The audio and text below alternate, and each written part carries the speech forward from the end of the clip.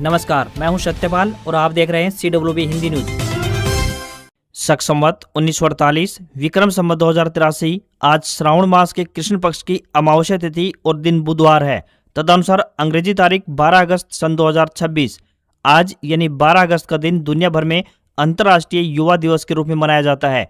इसके अलावा आज साल का एक दुर्लभ पूर्ण सूर्य ग्रहण और श्रावण अमावस्या का पावन संयोग भी बन रहा है। आज दुनिया भर के कई हिस्सों में पूर्ण सूर्य ग्रहण लग रहा है। हालांकि यह भारत में रात का समय होने के कारण दिखाई नहीं देगा। सबसे पहले आज की सुर्खियां। शिवरात्रि उपलक्ष्य पर उमड़ा आस्था का सैलाब, मंदिरों में गूंजे हर हर महादेव के जयकारे, शिव भक्तों ने किया जलाभिषेक। अब इन महिलाओं को भी मिलेगा हरियाणा में 2500 रुपये महीना पेंशन का लाभ, हरियाणा सीएम की बड़ी घोषणा। जयपुर रेवाड़ी रेलखंड पर डबलिंग का काम, कई ट्रेनें रद्द हुई, इन जिलों के यात्रियों की बढ़ेगी परेशानी। कॉमनवेल्थ गेम्स गोल्ड के बाद शर्मिला धनखड़ को केबीसी से आया बुलावा, हॉट सीट पर बैठेंगी अमिताभ बच्चन के सामने। सिरसा डेरा प्रमुख की मुश्किलें बढ़ी, अब सुप्रीम कोर्ट में होगी रामचंद्र छत्रपति मर्डर केस की सुनवाई। HRMS बना सिरदर्द, प्रमोशन के बाद भी रिकॉर्ड अपडेट नहीं, कर्मचारियों के अटके लाभ। रेवाड़ी में स्वतंत्रता दिवस उपलक्ष्य को लेकर ट्रैफिक एडवाइजरी हुई जारी, भारी वाहनों की गुरुग्राम दिल्ली एंट्री पर इन तारीखों में लगी रोक। राम रहीम के केस से हटी हाईकोर्ट की जज, साध्वी से यौन शोषण मामले में अपील पर सुनवाई चल रही है। देहरादून पिथौरागढ़ में लैंडस्लाइड हुई, कैलाश मानसरोवर यात्रा मार्ग बंद हुआ, 12 जिलों में फ्लैश फ्लड की चेतावनी, 14 अगस्त तक मौसम रहेगा खराब। नरवाना में कांग्रेस विधायक आदित्य ने सरकार पर साधा निशाना, सुरजेवाला बोले प्रॉपर्टी टैक्स, बिजली सरचार्ज बढ़ोतरी जन विरोधी। हरियाणा अंबेडकर छात्रवृत्ति, विद्यार्थियों को 8 से 12 हजार रुपये मिलेंगे, मेधावी छात्र 30 नवंबर 2026 तक कर सकते हैं आवेदन। 10 और 20 रुपए के प्लास्टिक नोटों को मंजूरी मिली, वित्त मंत्री बोली ट्रायल में दोनों के 100 करोड़ रुपए नोट छापे जाएंगे, ये 30 साल तक चलेंगे। और बिगोस का नया इलेक्ट्रिक स्कूटर लॉन्च हुआ, 3 किलोवाट आवर की रिमूवेबल बैटरी मिलेगी, फुल चार्ज होने पर 145 किलोमीटर चलेगी। और अब खबरें विस्तार से।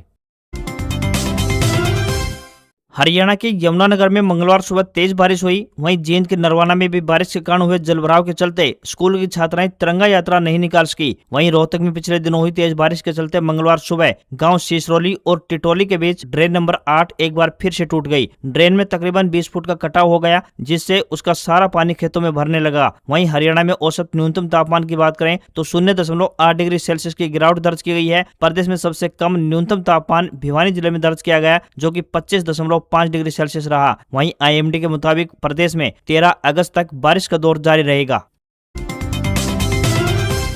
शिवरात्रि पर्व पर सुबह से ही सभी छोटे बड़े शिवालयों में श्रद्धालुओं की भीड़ उमड़ पड़ी। हर हर महादेव, बम बम भोले और ओम नमः शिवाय के जयघोष से पूरा वातावरण गूंज उठा। शिवरात्रि पर्व पर मंदिरों में श्रद्धालुओं की भीड़ उमड़ी रही। एक तरफ जहां हरिद्वार से कावड़ लेकर लौटे शिव भक्तों ने भगवान शिव का जलाभिषेक किया, तो वहीं दूसरी ओर अल सुबह से ही व्रत रखने वाले श्रद्धालु पूजा पाठ करने के लिए मंदिरों में पहुंच गए। शिव मंदिर और अन्य जगहों पर श्रद्धालुओं की भीड़ लगी रही। श्रद्धालुओं ने सुबह से ही भगवान शिव पर फल, बेलपत्र, धतूरा, दूध, घी, गंगाजल सहित अन्य सामग्री लेकर भगवान शिव की पूजा अर्चना की। परिवार की सुख शांति समृद्धि के लिए अधिकांश महिलाओं ने भगवान शिव का उपवास रखा, तो वहीं श्रद्धालुओं ने लंबी कतारों में लगकर भगवान भोलेनाथ का जलाभिषेक किया और अपनी मनोकामनाएं मांगी। शहर के प्रमुख और ऐतिहासिक मंदिरों में पैर रखने तक की जगह नहीं थी। पिछले कई दिनों से कठिन पैदल यात्रा कर पहुंचे कावड़ियों ने स्थानीय शिवालयों में पहुंचकर अपनी कावड़ चढ़ाई और भगवान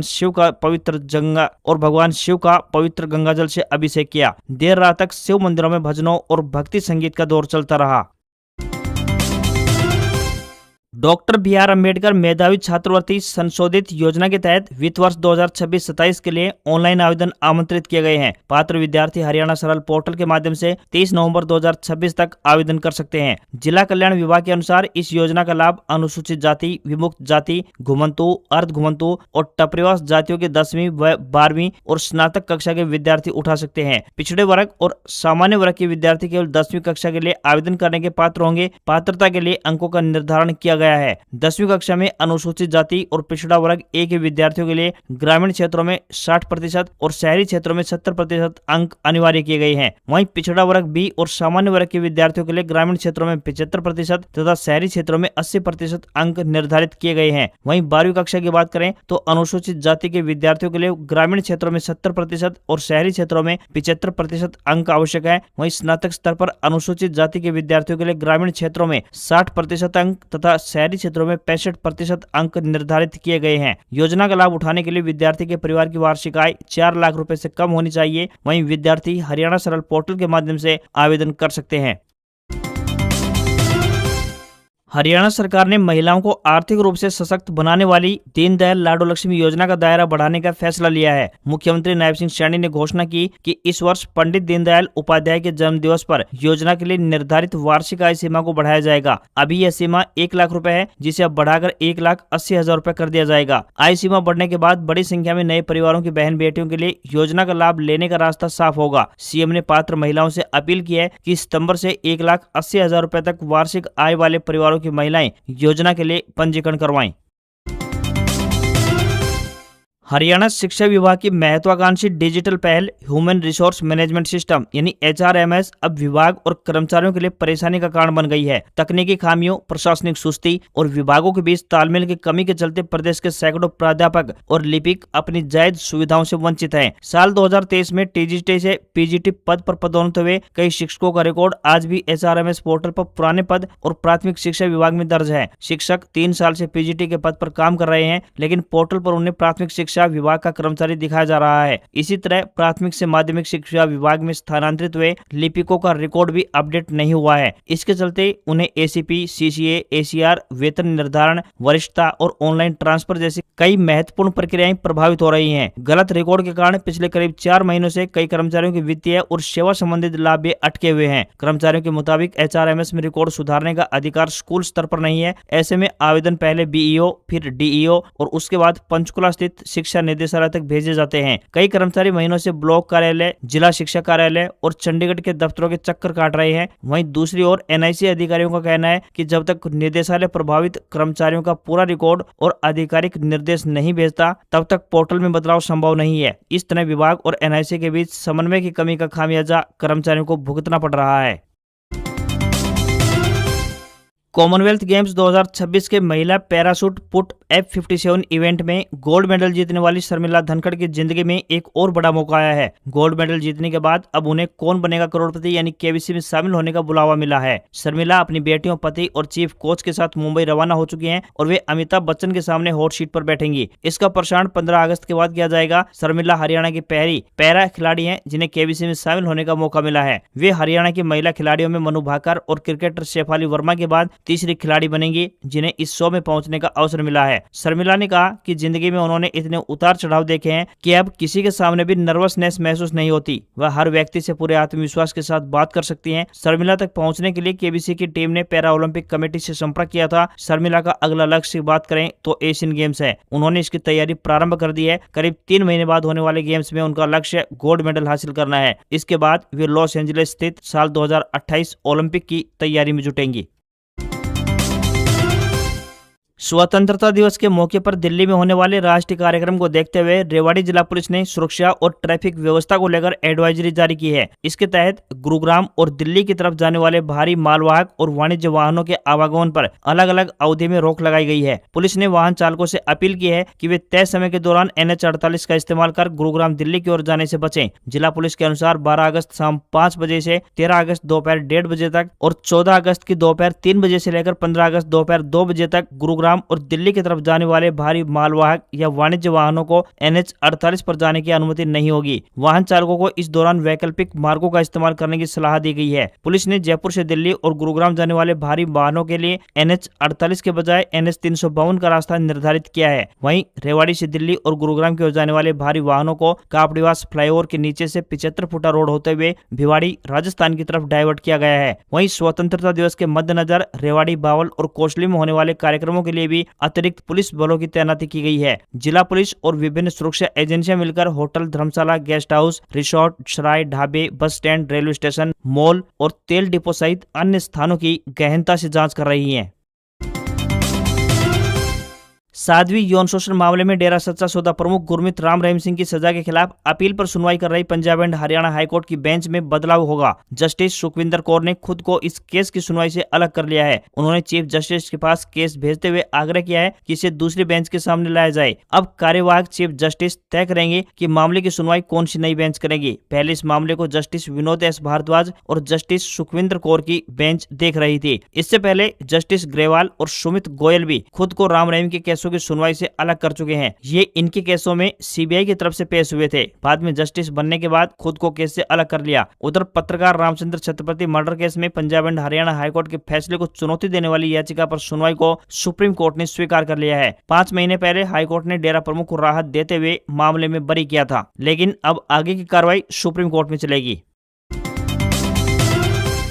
जींद जिले में कांग्रेस विधायक आदित्य सुरजेवाला ने भाजपा और नायब शानी सरकार पर निशाना साधा है। उन्होंने आरोप लगाया कि प्रदेश सरकार ने प्रॉपर्टी टैक्स और बिजली सरचार्ज में बढ़ोतरी कर आम जनता पर महंगाई का बोझ डाला है। सुरजेवाला ने इन फैसलों को जन विरोधी और गरीब विरोधी बताया। सुरजेवाला ने बताया कि सरकार का 1 अगस्त 2026 से प्रॉपर्टी टैक्स को कलेक्टर रेट से जोड़ने का निर्णय आम नागरिकों, छोटे व्यापारियों और मध्यम वर्ग के लिए आर्थिक संकट पैदा करेगा। उनके अनुसार इससे संपत्ति कर में अप्रत्याशित वृद्धि होगी, जिससे लोगों की जेब पर सीधा असर पड़ेगा। उन्होंने बिजली उपभोक्ताओं पर भी अतिरिक्त बोझ डालने का आरोप लगाया। सुरजेवाला के मुताबिक बिजली लोड बढ़ने पर अब 25% तक सरचार्ज वसूला जाएगा। इससे प्रदेश के लाखों घरेलू और व्यावसायिक उपभोक्ता प्रभावित होंगे और बढ़ती महंगाई के बीच उनकी मुश्किलें भी बढ़ेंगी। कांग्रेस विधायक ने आरोप लगाया कि भाजपा सरकार जनता को मूलभूत सुविधाएं देने में विफल रही है, लेकिन टैक्स और शुल्क बढ़ाकर राजस्व वसूली में तेजी दिखा रही है। उन्होंने कहा कि यह सरकार जन सेवा के बजाय जन शोषण के रास्ते पर चल रही है। सुरजेवाला ने सरकार से मांग की है कि प्रॉपर्टी टैक्स और बिजली सरचार्ज से जुड़े दोनों फैसलों को तुरंत वापस लिया जाए ताकि जनता को राहत मिल सके। किसानों को सब्सिडी वाले उर्वरकों की उपलब्धता सुनिश्चित करने और वितरण व्यवस्था में पारदर्शिता बढ़ाने की दिशा में हरियाणा सरकार ने बड़ा और ठोस कदम उठाया है। अब किसान उर्वरक खरीदने से पहले उसकी डिजिटल बुकिंग कर सकेंगे। सरकार ने इस नई व्यवस्था को पायलट प्रोजेक्ट के लिए महेंद्रगढ़ और कैथल जिलों का चयन किया है। सफल परीक्षण होने के बाद इसे प्रदेश के अन्य जिलों में भी लागू करने पर विचार किया जाएगा। यह निर्णय मुख्य सचिव अनुराग रस्तोगी की अध्यक्षता में हुई बैठक में लिया गया। उद्देश्य है कि किसानों को खाद की उपलब्धता की पहले से जानकारी देना, अनावश्यक भागदौड़ कम करना और उर्वरकों की मांग के आधार पर आपूर्ति की वैज्ञानिक योजना तैयार करना है। नई व्यवस्था में किसान मोबाइल ऐप या फिर वेब पोर्टल के माध्यम से अपनी उर्वरक की अग्रिम जानकारी देंगे। बुकिंग स्वीकृत होने के बाद QR कोड या फिर टोकन के माध्यम से निर्धारित केंद्र से उर्वरक प्राप्त किया जा सकेगा। उत्तर पश्चिमी रेलवे के जयपुर मंडल के फुलेरा रिंगस रेवाड़ी रेलखंड पर कुंड, खोरी और पाली स्टेशनों के बीच पैच डबलिंग कार्य के चलते अगस्त और सितंबर में रेल यातायात प्रभावित होने जा रहा है। भारतीय रेलवे ने इस काम के लिए ट्रेनों के संचालन में बदलाव का कार्यक्रम भी जारी कर दिया है। इसके तहत कई ट्रेनें रद्द रहेंगी, जबकि कुछ ट्रेनों को परिवर्तित मार्ग से चलाया जाएगा। इसका असर नारनौल, रेवाड़ी, भिवानी, नीमका थाना और आसपास के क्षेत्रों के यात्रियों पर पड़ने वाला है। रेलवे के अनुसार ट्रेन संख्या 59,709 जयपुर भिवानी और 59,710 भिवानी जयपुर को 12 अगस्त से लेकर 24 सितंबर तक रद्द किया गया है। वहीं 19,620 रेवाड़ी फुलेरा व 19,619 फुलेरा रेवाड़ी और 19,621 फुलेरा रेवाड़ी ट्रेनें 29 अगस्त से 24 सितंबर तक रद्द रहेंगी। इन ट्रेनों के रद्द रहने की अवधि 27 दिन रहेगी। वहीं रेवाड़ी रिंगस और रिंगस रेवाड़ी ट्रेनें 29 अगस्त से लेकर 20 सितंबर तक यानी 8 दिनों के लिए रद्द रहेंगी। पैच डबलिंग कार्य के कारण कई ट्रेनों को परिवर्तित मार्ग से चलाने का भी फैसला लिया गया है। 19,618 रेवाड़ी मदार जंक्शन ट्रेन 29 से 31 अगस्त और 1 से 24 सितंबर तक परिवर्तित मार्ग से चलेगी। इसी तरह 74,041 दिल्ली रेवाड़ी और 74,042 रेवाड़ी दिल्ली ट्रेनों के कुछ निर्धारित दिनों में भी मार्ग बदलाव रहेगा। रेलवे के अनुसार इन ट्रेनों को अलवर जयपुर होकर चलाया जाएगा। मध्य प्रदेश, राजस्थान, उत्तराखंड, उत्तर प्रदेश, हिमाचल प्रदेश और छत्तीसगढ़ में पिछले 48 घंटे से लगातार बारिश हो रही है। भोपाल में 2 दिन से बारिश जारी है। यहाँ 24 घंटे में 7 इंच से अधिक बारिश दर्ज की गई है। उधर राजस्थान के 6 जिलों में बारिश का ऑरेंज और 17 जिलों में येलो अलर्ट जारी किया गया। राज्य में पिछले 24 घंटे में हाड़ौती क्षेत्र यानी कोटा, बारां, बूंदी और झालावाड़ में 12 इंच तक बारिश दर्ज की गई। हिमाचल प्रदेश के कुल्लू में NH 305 पर चलती हुई गाड़ी पर मलबा और चट्टानें गिर गई। तो उधर राज्य में चंडीगढ़, मनाली, फोरलेन समेत 259 सड़कें, 161 बिजली ट्रांसफार्मर और 54 पेयजल योजनाएं प्रभावित हुई हैं। IMD ने आज यानी 12 अगस्त को पश्चिमी मध्य प्रदेश के कुछ जगहों पर भारी से बहुत भारी बारिश की संभावना जताई है। जोरदार बारिश से यूपी की 10 नदियां उफान पर चल रही हैं। 16 जिलों में बाढ़ की चेतावनी है। बिजनौर और फर्रुखाबाद बाढ़ की चपेट में है। गंगा नदी का पानी हाईवे के ऊपर से बह रहा है। आसपास की कई सड़कें डूब गई हैं। पहाड़ों पर हो रही जोरदार बारिश से यूपी में नदियां उफान पर हैं। वाराणसी में घाटों की सीढ़ियां डूब गई है। सभी 84 घाटों को आपस में जोड़ने वाले रास्ते जलमग्न हो गए हैं। उधर मौसम विभाग ने देहरादून समेत राज्य के 12 जिलों में अगले 24 घंटे के भीतर फ्लैश फ्लड का खतरा जताया है। देहरादून, उत्तरकाशी, हरिद्वार, रुद्रप्रयाग, चमोली, टिहरी, पौड़ी, नैनीताल और बागेश्वर में येलो अलर्ट जारी किया गया है। हरिद्वार में मेन रोड पर घुटनों तक पानी भर गया है, जबकि रुड़की की कई सड़कें तालाब बन गई। सरकार ने 10 रुपए और 20 रुपए के पॉलीमर बैंक नोट के फील्ड ट्रायल को मंजूरी प्रदान कर दी है। दोनों के 100 करोड़ रुपए पॉलीमर यानी प्लास्टिक नोट जारी किए जाएंगे। वित्त मंत्री निर्मला सीतारमण ने मंगलवार को राज्यसभा में लिखित जवाब में ये सब जानकारी दी है। RBI ने 10 रुपए और 20 रुपए के 100 करोड़ पॉलीमर नोटों के फील्ड ट्रायल का प्रस्ताव दिया था। ट्रायल सफल होने के बाद इन दोनों के पॉलीमर नोट नियमित रूप से जारी किए जाएंगे। वित्त मंत्री ने कहा कि सरकार ने प्रस्ताव को मंजूरी दे दी है। RBI के मुताबिक पॉलीमर नोट कागज से बने नोटों के साथ जारी किए जाएंगे। बता दें कि पॉलीमर बैंक नोट्स कागज के बजाय एक खास किस्म के प्लास्टिक मटेरियल यानी पॉलीमर सबस्ट्रेट पर छापे जाते हैं। ये छूने में तो सामान्य नोटों जैसे ही हल्के होते हैं, लेकिन पानी में भीगने पर भी नहीं गलते और लंबे समय तक चलते हैं। RBI गवर्नर संजय मल्होत्रा ने हाल ही में बताया था कि ये नोट दुनिया के कई देशों जैसे ब्रिटेन, ऑस्ट्रेलिया और कनाडा में पॉलीमर करेंसी नोट 30 साल से भी अधिक समय तक सफलतापूर्वक उपयोग में रहे हैं। ये नोट पानी, धूल और गंदगी से खराब नहीं होते और आसानी से फटते भी नहीं है।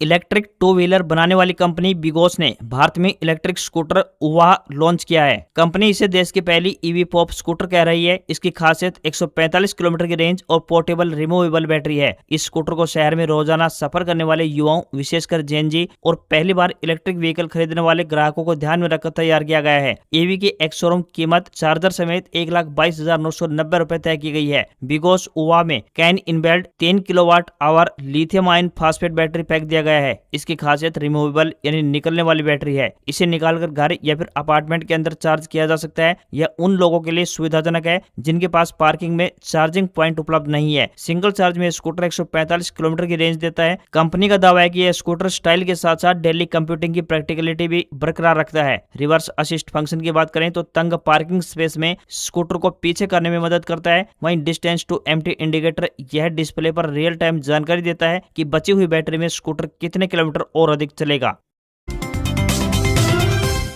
भारतीय शेयर बाजार में गिरावट देखने को मिली। सेंसेक्स 388 अंक की गिरावट के साथ 78,154 के स्तर पर बंद हुआ, तो वहीं निफ्टी में भी 112 अंक की गिरावट रही और ये 24,472 पर बंद हुआ। मेटल, FMCG और रियल्टी शेयर्स में ज्यादा बिकवाली देखने को मिली। उधर सोने चांदी की कीमत में बढ़त रही। India Boolean and jewellers association के मुताबिक 10 ग्राम 24 कैरेट सोने का दाम 1849 रुपए बढ़कर 1,52,000 रुपए पर पहुंच गया है। वहीं 1 किलोग्राम चांदी की कीमत 2,907 रुपए बढ़कर 2,34,000 रुपए पर पहुंच गई है। इस महीने यानी अगस्त में सिर्फ 10 दिन में ही सोना 9,630 रुपए और चांदी 15,985 रुपए तक महंगी हो चुकी है। वहीं 22 कैरेट सोने का दाम 1,39,681 रुपए प्रति 10 ग्राम के स्तर पर पहुंच गया है। इसके अलावा $1 का रेट 95 रुपए 44 पैसे के स्तर पर बंद हुआ। आज खबरों में इतना ही। देखते रहिए आपका अपना हरियाणा का सबसे बेहतरीन news channel CWB Hindi news. नमस्कार। इसी आशा के साथ आपका दिन शुभ रहे।